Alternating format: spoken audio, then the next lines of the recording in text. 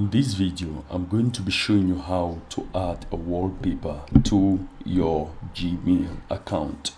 So you can see I just have a plain white background here.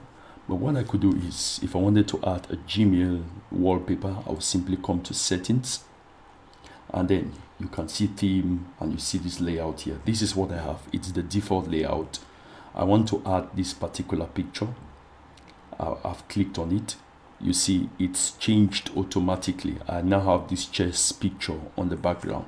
Sometimes it may not change automatically. You need to come and do it again. If I liked this particular one, I'll just click on it, and you see the one that is active is going to be near this default one.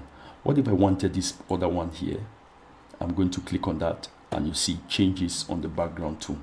And you can also revert it back to the default, and you don't even need to save anything. Immediately you do it, it is done and dusted.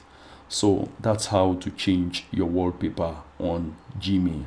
If you got any value out of this video, please subscribe to my channel, like this video, and turn on the notification bell. God bless you. Peace.